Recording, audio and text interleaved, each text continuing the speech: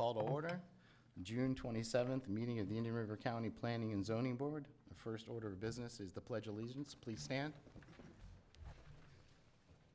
Pledge allegiance to the flag of the United States of America, to the republic which stands one nation, under God, indivisible, with liberty and justice for all.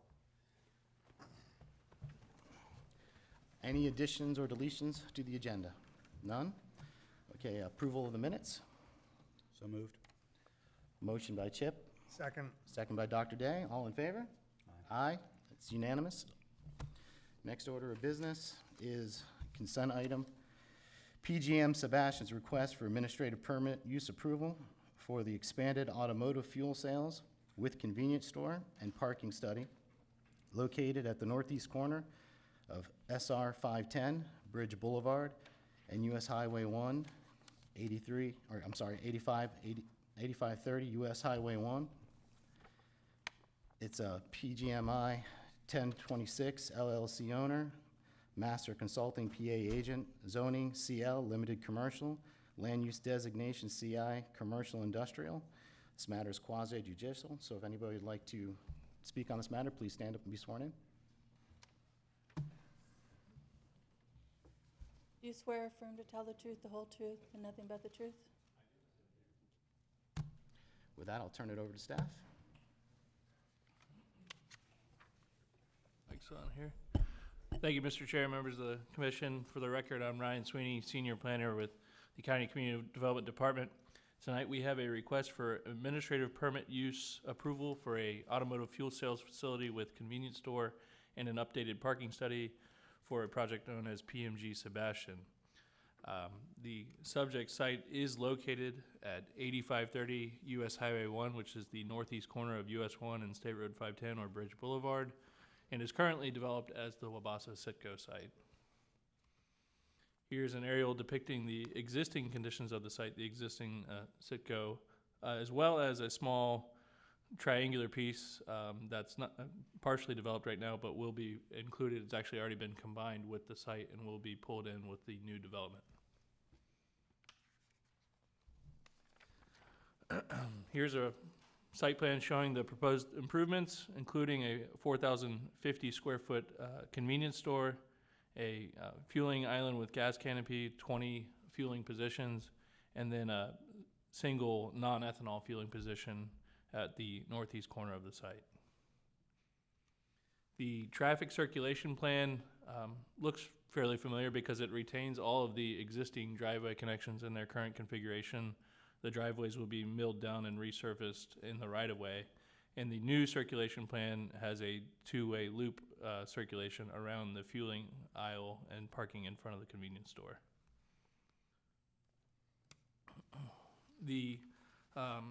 During the recent review for this plan, the applicants requested an updated parking study. This site was originally developed under a previous parking study that was approved in 1996.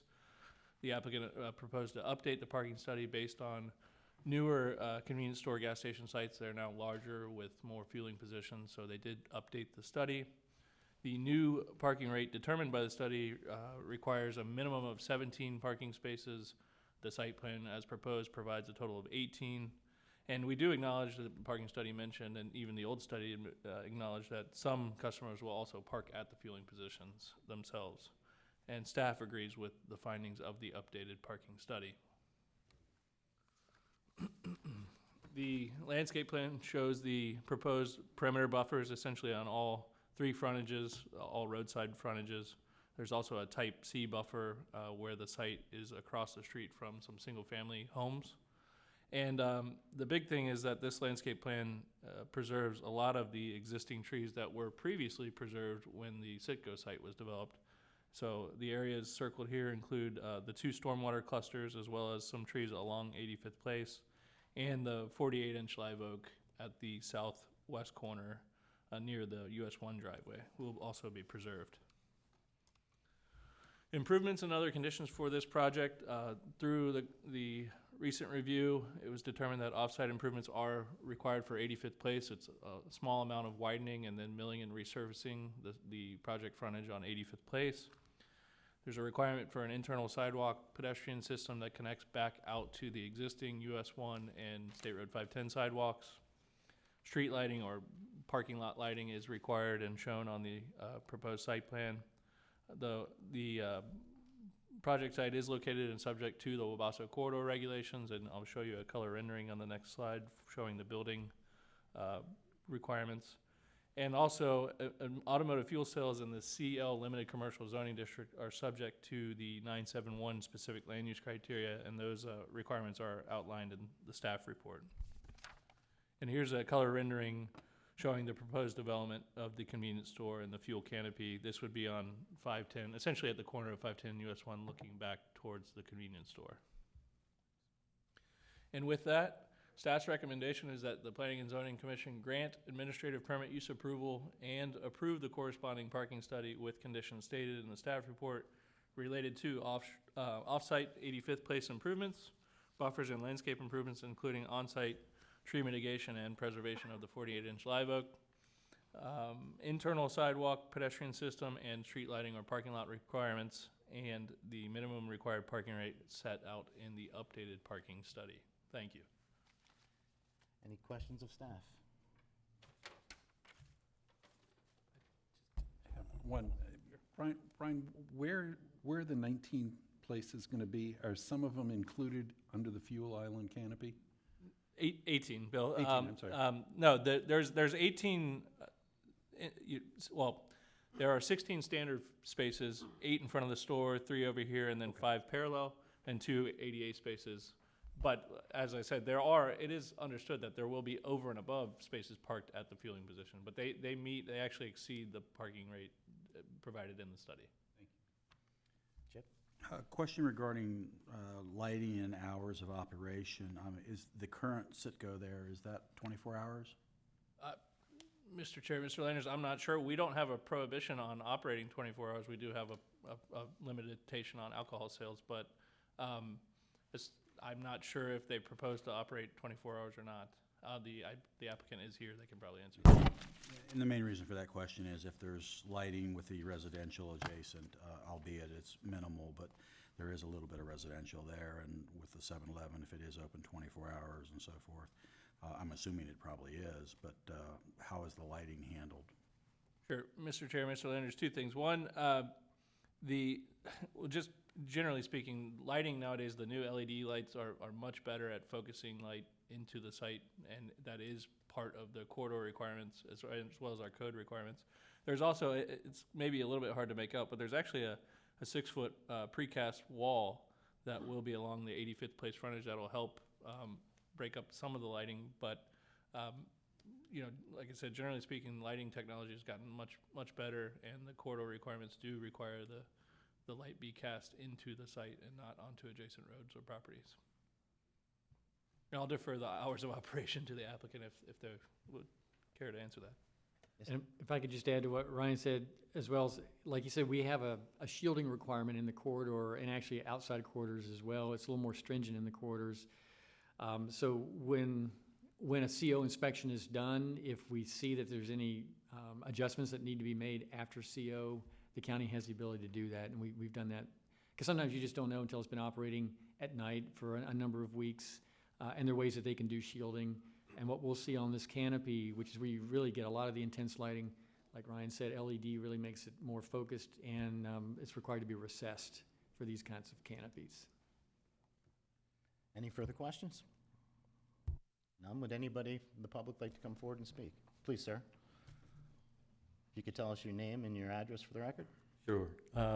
My name is Bob Bruce. I live at 12396 Highway A1A. I represent the North Berry Island Corridor Task Force. Our concerns are 2, lighting and vegetation. And I guess originally staff had said that there would be no vegetation removed. Now I'm seeing that there will be. I guess I'm concerned about that. Lighting was a big issue with the Citgo back in 1996. I mean, you wouldn't believe it. You'd come over Wabasso Causeway and the entire place was lit up. It was just unbelievable. So those are our two concerns. Thank you, sir, and I appreciate that. I mean, in our code, we do have things for the trees. So if there's going to be trees that are removed, trees that are equal to or greater than those trees, we'll have to go in to replace it. And I think staff has talked about the lighting situation also. Right. How many trees are going to be removed?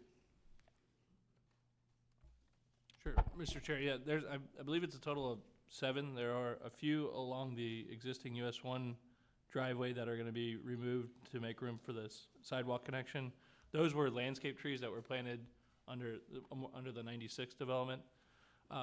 There are also 2 trees that were preserved that will be removed to make room for the 3 parking spaces here.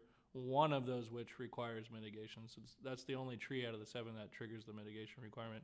And it's being replaced by, shooting off the top of my head, which is dangerous, 12 3 or 4 inch live oaks. So 1 for 12. That's kind of that's the exchange. Thank you. Okay. Okay. And the lighting is going to be much less severe? Mr. Chair, yeah, again, the technology is better, but also we do have, and we built in to our conditions of approval and a standard condition that site lighting adjustments need to occur both at time of CO and even after. So if a year down the road, a storm comes through and knocks a fixture, the lighting requirements remain in perpetuity. So if it, even a year later, if a fixture gets out of whack, they have to adjust it. Okay. All right, thank you. Thank you, sir. Would anybody else like to come forward? No? Gentlemen, do you have any further questions of staff? I just have one question for the applicant, if they're here. And it doesn't have to do with the site plan. As far as right-of-way, have you been in discussion with DOT as far as right-of-way plans for 510 US 1? I record my name. Yes, sir. John Steckel, Major Consulting. I'm the engineer of record on the project. Last summer, when we first had met with the pre-application meeting with staff, and before we actually did our initial submittal on this project, which since we've worked with staff and completely redesigned the site, we did work with the DOT, took a number of conversations. We've actually incorporated the future right-of-way taking line on our plans, and we made sure to set the building to meet the future setbacks as well as buffers. So we did incorporate that. Thank you, and let's hope the plans don't change again. Anything further? Please. Can I make a comment? Just about your lighting concern. I represent the school board, and I'm a non-voting member on this board. I will tell you that we've gone through the same thing. Vero Beach High School, we have the old lights where they're still shining, and we still get calls from the people that live around there.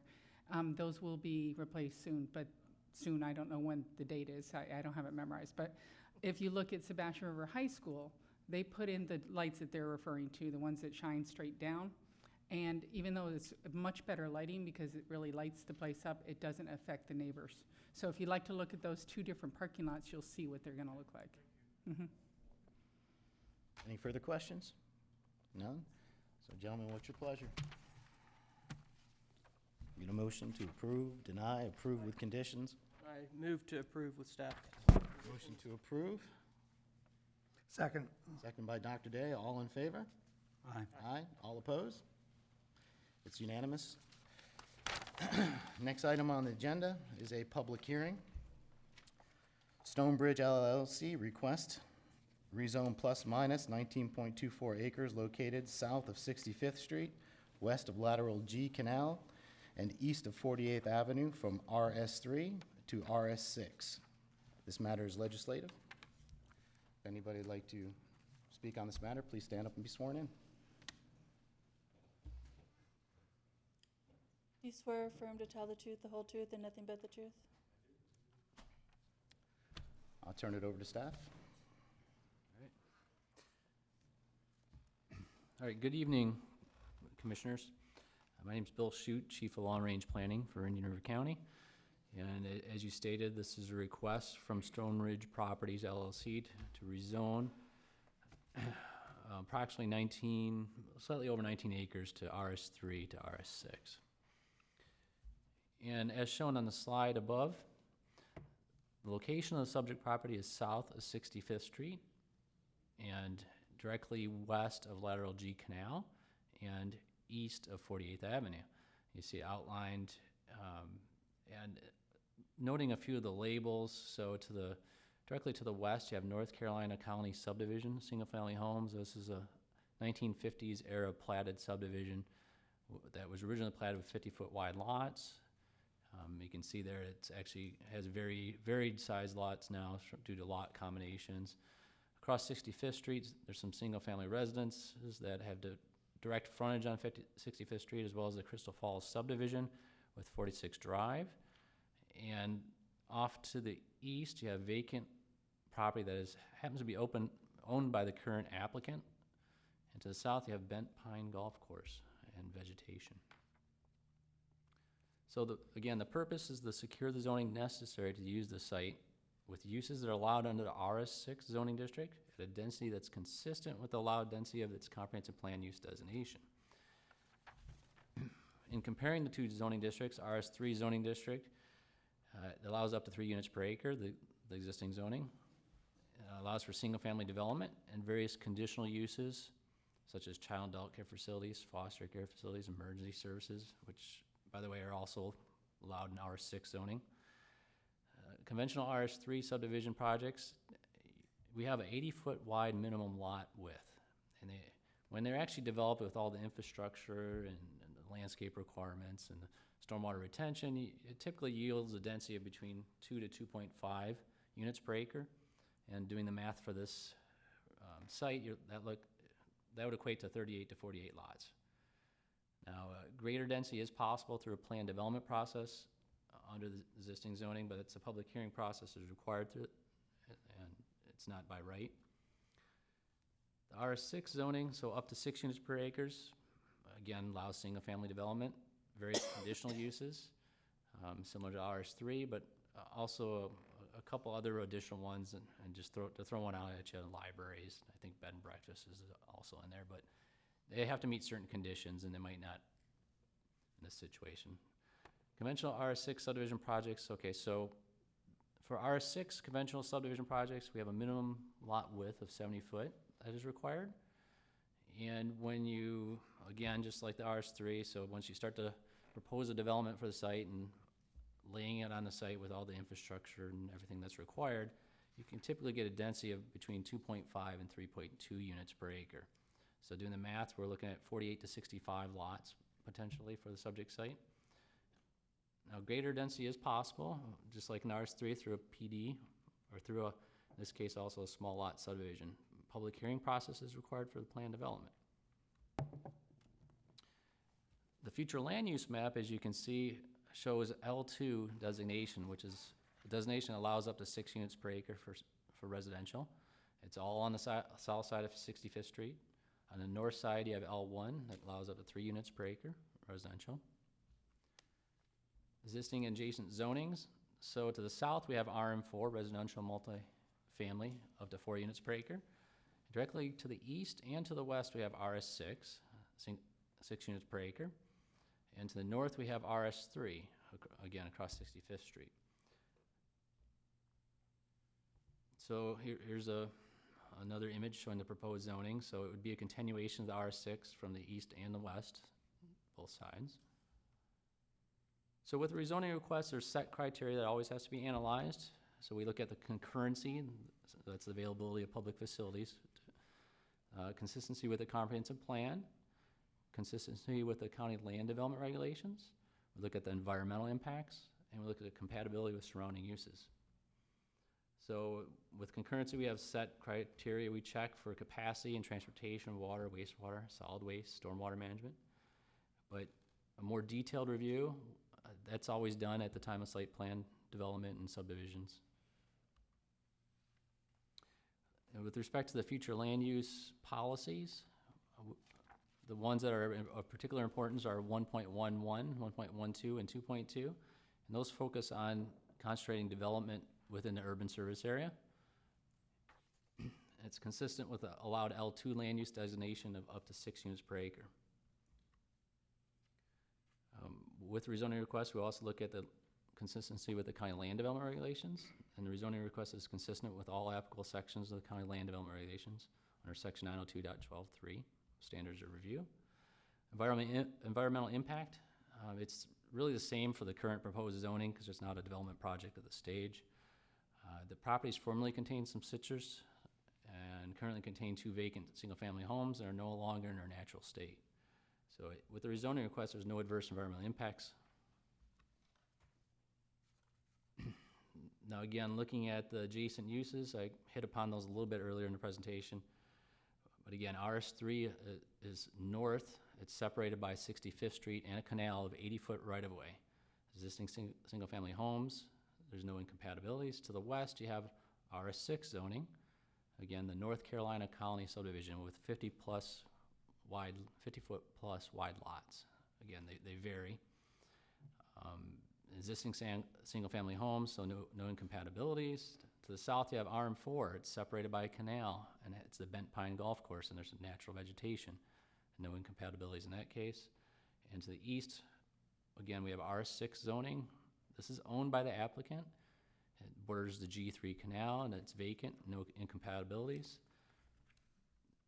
And, you know, the applicant's ultimately looking at conceptually now a site development of slightly over 3 units per acre, but that's not part of the rezoning request. Things can change, but just more of that's in the works, so you know. Conclusion. The requested R6 is compatible with surrounding uses. It's consistent with the comprehensive plan. It meets concurrency test, meets criteria to be rezoned, no additional environmental impacts, and staff supports the request. So with that, staff recommends that the Planning and Zoning Commission recommend that the Board of County Commissioners approve the rezoning request from RS3 to RS6. Thank you, Bill. You have any questions, gentlemen? Well, sir, please, wait. Thank you. I have a few questions regarding this, and I realize it's not a site plan review, but the applicant owns the property to the east. Is it both of the properties on both sides of the canal, or is it just one of the triangles? In regarding that, and the rezoning to 6 units an acre as opposed to a PD, what's the process on that for staffs? Okay. Well, I can at least answer that, you know, cross lateral G canal, you're asking about that parcel? I know that came before the Planning and Zoning Commission. It was earlier this year, January, for a development project with 70-foot wide lots. And it was under GRBK GHO High Point LLC. That was the name. So I do not believe that's affiliated with them. Okay. And then, because it was raised previously regarding 65th Street trips and 69th Street trips with all of these new communities proposed as to what that's going to do with that road and the width that it has. And I do have reservations regarding that, but that can be addressed at a different time. But with the RS6, they are limited to 70-foot lot widths unless they come back for a PD. Is that correct? That's correct. Okay. And then I see that it was also small lot subdivision was approved, is potential as well, but that's only for affordable housing. That's correct, and we've only seen nonprofits go through that process because they have to do a perpetual commitment for price limitations, whether it's ownership or rental. Okay. Anything further, Chip? No. Gentlemen, any questions? None? Sir, if you'd like to come forward and speak, please. Oh, I'm sorry, I open up the public hearing. Please come on forward. I live in the back. How are you gonna get onto that property? Is there gonna be a culvert put up, or I'm sorry, could you repeat that? how will you be getting onto that property? Is there gonna be a culvert put up, or? Staff? Sure, if there's a subdivision proposal, what you would see is exactly that. You would see like say for Carolina Colony or any of those other types of developments on the south side, you'd see a culvert over the canal and an entrance road. It will be, okay, okay. Yep. And you're looking at 70-foot lots, and that could be changed? Is that what you guys are saying? I think, Future? yeah, it's a good question. So it will be 70-foot lots under this zoning. If they were to propose something denser than that, they'd have to come back through a public hearing process, separate from this, with notice and advertisements, and then it would be discussed whether intensifying the density would be appropriate or not. Right. And how long does that normally take?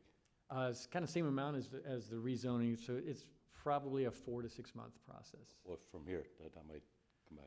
Yeah, so in other words, if this rezoning goes through at RS6, there are the limitations we've described, and they would have to come in then with a separate process if they wanted to go with smaller lots. They've not indicated that they will. And these will be houses for single family for sale or for rentals? I heard you say rentals. Yeah, good question. So it's single family detached. That has to be the product type. There's setbacks just like in a conventional subdivision. Whether they're rented out or owner occupied, that could be any subdivision. It'd be the same as any other lot. And the price, approximate price of these homes? We don't. That wouldn't be. Yeah, I mean, the sales guy will tell you, I'm sure, but we don't ask that because we don't have any requirements that hold anybody to price. I mean, square footage of these homes really doesn't matter until you get the rezoning for denser properties. Right. Null and void at this point then. Right, so we don't have any of those specifics at this point. All right, thanks, man. Thank you, sir. Go forward, Joe. Good evening, ladies and gentlemen, Mr. Chairman, County Attorney. I'm Joseph Paladin, President of Black Swan Consulting and Entitlement. I represent this project. I'm going to give you a couple little high points of it, and if there's any questions, I'll take your questions. Number one, we can have 70-foot lots, and with 70-foot lots, we can max out to 104 lots. We're not asking for 70-foot lots. We're going to stay at 80-foot lots, which would even coincide with RS3. 80-foot lots is what we're asking for. So most of the times you come in for a rezoning, you're coming in looking for intensity or density. We're really looking at the RS6 instead of the RS3 zoning because we'd like to have a little more liberty in our home design as far as the size of the envelope. So that's the reason that I'm bringing this forward that way. And these are going to be single-family homes, and they're going to be for sale. But we're sticking with the 80-foot lots, which you would approve under RS3, even though we're going for RS6. So if there's any questions, I'd be happy to answer them. Gentlemen, any questions of Joe? Well, based on that, I'm assuming that you want the 80-foot lots, but with less setbacks, correct? That's the purpose of the RS6, yes, sir. Yes, Jim. I have a question. I see we're adding all these subdivisions down the same area, and it's going to affect school district at some point as to number of kids moving in. So at what point do you think that these lots will be, or houses will be for sale? It's hard to say. I'd just be giving you an intelligent guess, but you know, we still have to develop the site, put the infrastructure in, build models, sell the houses, probably a couple of years. 4 or 5? Yeah. Okay. Yeah, that's reasonable. Only because we're looking at how many subdivisions since I've sat here, which hasn't been long. Yeah, you bring up a good point, and that's why we have a process automatically with school district staff looking at rezonings and actually looking at school concurrency as a snapshot at this level, but then again, if and when we see a subdivision. And the really difficult thing to get a handle on is the demographics, right? Who's going to be marketed to and who's going to move into, which is why when there is one of those reviews, you know, they kind of apply the countywide averages, and the averages do work out in the area as a whole. So yeah, school district staff is up on every one of these that come through. And then it's hard, to, of course, to estimate how long it's going to take for them to actually build out, and that's just going to depend on the economic cycle. I mean, we got to look at projections of how many years out. I mean, a lot of that would be market driven, and you can look I understand on that. 65th Street. I've built other subdivisions. I built 12 subdivisions in the county, and we have 2 more on 65th Street, Tropical Isles, which is mine, and Parkland Estates, which is mine. To give you an idea of the type subdivision that we build, and it's not rentals, it's, you know, home sales community, regular neighborhood community. I just know the schools around there are pretty full, so that's why I'm asking that. And that's really the main reason we're asking for the RS6 instead of the RS3, because I want more liberty on trying to do home designs, so you don't have a cookie cutter neighborhood, so we can have several home designs. That gives me a greater ability to design, so that's the reason for it. Okay, thank you. Anything else? Any further questions, gentlemen? No, Joe? Thank you very much. Thank you very much. I appreciate your time. Would anybody else like to come forward and speak? My name's Steve Harp. I live at 4896 65th Street.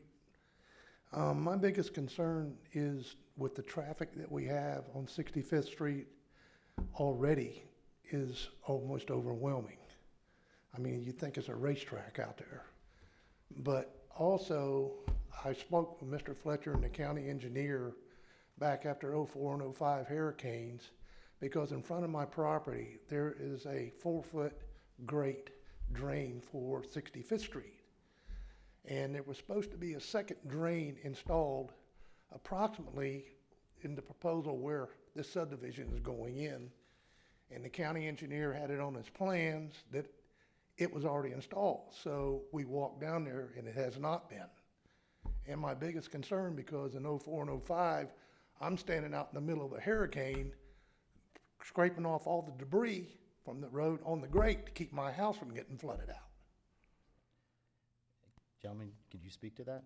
Sure, I think again, this is a rezoning time, so I think what would be best is if we took your name and email contact information so that we could contact you if and when a subdivision plan comes in, and that's more of the level to kind of drill down on specific drainage concerns in the area and make sure they get addressed. And we've got contact information for you when those details come in, then you can come in with staff and take a look at the details. I appreciate it. Sure, that would be the best way to handle that. Mr. Chairman, may I take a moment to address? Joe. Addressing that particular question that Steve, who I know, by the way, has brought up. As you know, when we build a subdivision on site by LDR, I must take in all my own drainage. I can't drain off my site onto another site. So wherever we have to do it for our stormwater, wherever we have to put in drains, however big of a lake I have to put in, I must have my engineers design a stormwater system that takes in all my own drainage. So that problem will not be a problem that we attribute to. If anything, we'll help that because we'll be taking in some drainage from 65th. Thank you, Joe. But, question? Yeah, I do have a question regarding that. I mean, Yeah, for, Mr. Landers has a Yeah. question for you. regarding, for drainage, the overflow, since the proximity to the canals, I mean, is that going to be connected? I didn't hear you, Chip. Say it again. The on-site drainage, I mean, I'm sure there's an overflow point, and is that at that point in time connected to the canals? Well, we'll have a structure on all of our lakes that involve our stormwater, just like I do on Tropical House, just like I do on Parkland Estates. And during all the storms and all the hurricanes, no one can ever say that they saw any standing water in any subdivision I've ever built. It's impossible for you to say it because it doesn't exist. If you design it properly, and you have your stormwater drained properly, and we have drainage from the back to the front, and we use our stormwater, there's no problem with drainage. None of that water will be attributed to anywhere except our subdivision. That I guarantee you. So it would not be connected to the canal? Right, that's gonna be looked at during the design, and what they'll have to model is, first of all, I'd say I've never seen direct discharge into that type of lateral. I've never seen any river farms that, and that's their jurisdiction, allow for that. I think they'd use the sublateral. They'll also have to model during storm events, tailwater conditions in the lateral and in the sublateral canal. And on top of that, Indian River Farms has a maximum discharge rate that's really stringent. It's been in effect since the early 90s. So I would suspect that the outfall is going to be in the sublateral. Again, that's up to Indian River Farms. And they'll have to hold enough back at a very kind of strict rate for overflow going into the sublateral canal. So that'll all be addressed with the subdivision development. Yes. Mr. Landers, I have my engineer here, and he's a lot more qualified than I am to give you technical information on that. So let me bring him up to the microphone. Very quickly, for the record, Jeff Brophy with WGI. We just echo exactly what staff just stated there. But those details will come through when that site plan comes through. Thank you. Anything else? Gentlemen, anything else? Thank you. Would anybody else like to come forward and speak? Please, sir, come forward. Come so you can be on the microphone, please. Is there gonna be a wall put around this piece of property? I'm not planning on it. It's just gonna be a fence? Well, no, we'll have a buffer, and we'll have a berm and landscaping, whatever. Right, yeah, okay, I mean, it'll be up, that we can't be. There'll be something there, see over it. Yeah, okay, it won't be back to back, okay. You know, years ago, I mean, we passed a rule and regulation, which I passed, that we try to eliminate just having bare, ugly walls around all the subdivisions. Yeah, that's fine, yeah. We're not gonna have that, no. Yeah. And also, you have the place down there just off of 58th. Yeah, Hidden Lake, And that's 6 homes an acre, so it's gonna look pretty much like that, Exactly. is the Yeah, plan. that's the way I think they should look. Okay, all right, fair enough. Okay, thank you. Thank you, sir. Would anybody else like to come forward? None? Close the public hearing. Gentlemen, do you have anything further to ask of staff? No? Can I get a motion? Recommend approval to the Board of Commissioners with the rezoning subject property from RS3 to RS6. Mr. Landers, has a motion to approve staff recommendations. Can I get a second? Second. Seconded by Dr. Day. All in favor? Aye. Aye. All opposed? None. Okay, next order of business, Commissioners' matters. Any matters, gentlemen? None? Okay. Planning matters. Thank you, Mr. Chairman. Just a few items. I'd ask Scott Rodriguez to stand up. Scott is a senior planner in current development. He's been here for a few months. You're going to see him more and more. Yeah, he's getting trained up and brings experience from other places, and so you'll be seeing him more and more. We have a meeting, the next meeting for the 11th, July 11th. We do have a public hearing scheduled. Actually, it would be the third solar farm that FP&L is putting up in the southwest area of the county. There could be some other current development projects as well, so please, we know it's difficult during the summer a lot of times to maintain a quorum. We really appreciate you all coming for that. And last of all, like I said, at the last P&Z meeting, this is my last P&Z meeting. I'm retiring after 35 years. Really enjoyed the support of the community and you all, and appreciate that. I've heard a lot of over-the-top comments the last couple of weeks, and I really appreciate that too. It just reflects the support I think that I've always had here. And Roland DeBlois, good thing he's sitting down here, interim community development director. Roland's been here only 34 years, kind of slacking off there a little bit, but he's taken over. He's kind of been in training for 34 years, I guess, is the way I look at it. He'll do a really fine job, but he's got only 1 year left on his retirement plan with the state, so that's why he's interim, and it'll give the county administrator time to get a permanent person in here. So again, I want to really thank Roland a lot and appreciate it. So that's it for me. If I come to a P&Z meeting next time, I will be out there in the audience. Will happen. So thank you all very much. Thank you for everything. Thank you. Thank you very much. Appreciate it. Stan, yes, as far as, I've been here for 15 years now, going on 16, and not over the top or anything like that. Just a big thank you. I mean, the things that you've done for this community and working in your position are very noticeable. And people should take a look and see that you've left your mark on the community. So again, thanks. Thank you, Bill. Yeah, and one thing that is obvious is how well planning and zoning works. I mean, most of what we see has been in the works for a year behind the scenes before we ever even see it. And that's why it works so well. You and staff are fantastic. And Roland, you got big shoes to fill. He has big feet. Yes. Yeah. And I appreciate it is a team effort. I mean, everything here is a team effort. We've got really good staff coming up. I mean, Bill Shute, newcomer. He's been here 15 years. There's a lot of good experience still. So I appreciate it. How smoothly it runs is testimony to that. I mean, it's just amazing. Thank you. Gentlemen, anything else? Attorneys matters? No, sir. Meeting adjourned.